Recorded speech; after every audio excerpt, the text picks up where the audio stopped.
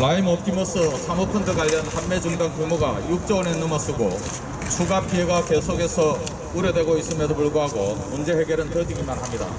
국정감사에서도 금융위원장과 금감원장은 책임 떠나기에 급급한 사항을 보여주었습니다. 사태가 발생하고 초기 대응에 실패하면서 피해 규모가 커지고 금융감독원은 사모펀드 관련 전수조사를 발표했다. 근데 인력 문제 등으로 인해서 현재까지 진행된 것은 9곳에 불과하며 2023년이 되었어야 조사 대상 운용사 250여 개에 대한 조사가 완료될 것이라고 국정감사에서 밝혔다. 피해자들의 고통에 대비해서 너무나도 늦은 발걸음이다.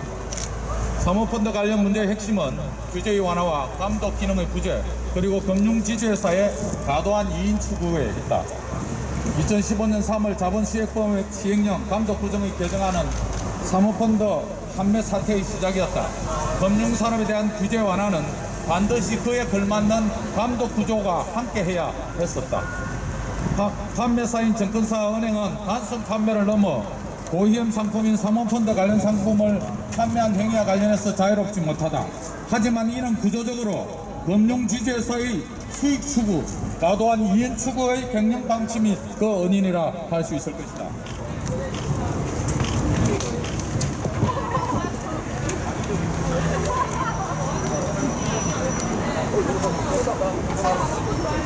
결국 금융지주회사의 정책이 불안전 판매를 종료하고 금융 소비자들을 철저하게 기망한 사태로 나타났다. 옵티머스 펀드의 경우 원 수탁자인 IBK은행에서 하나은행으로 수탁사가 변경되었다. IBK은행이 자산 관련 자료를 제출을 요구하자 2019년 5월 수탁사를 하나은행으로 변경하면서 수탁 소수로는 인상되었다.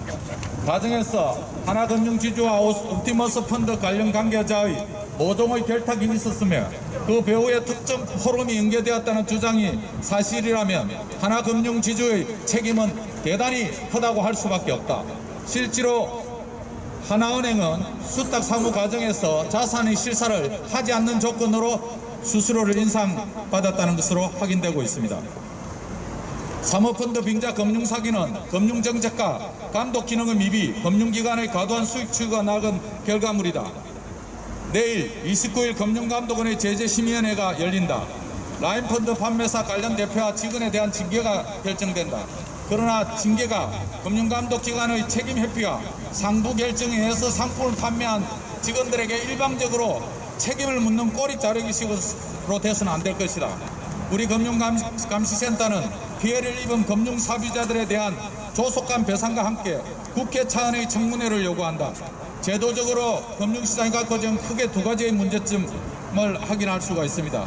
하나는 내부에 수익이 하나밖에 관리회계상으로 들어오지도 않은데도 불구하고 증권회사가 판매를 소개하고 은행이 그것을 판매했을 경우에 KPI상으로 더블 카운팅을 하면서 과도한 이윤을 갖다가 독려하는 그런 경우들이 하나 있습니다.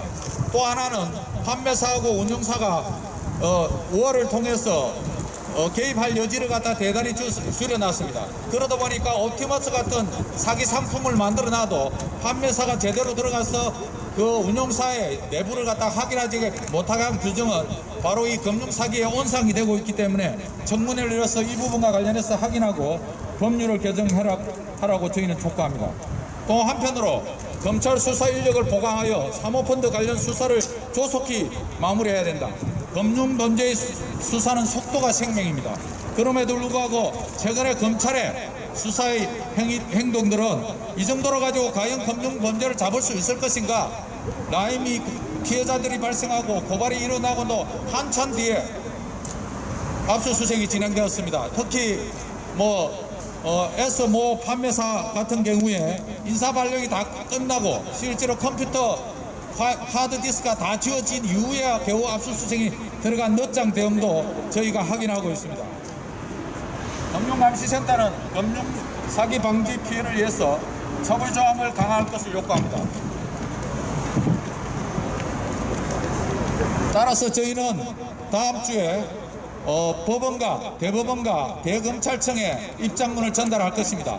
금융사기의 규모도가 크고 유혹도 크고 그에 대한 피해자도 크기 때문에 금융사기와 관련해서는 반드시 법정 최고형은 구형하고 또 법원에서도 무관용을 통해서 반드시 법정 최고형을 갖다 선고할 것을 촉구하는 입장을 발송할 것입니다. 그래야만이 금융시장에 이 대규모의 이익을 노린 사기들이 판치지 않으리라 판단하겠습니다.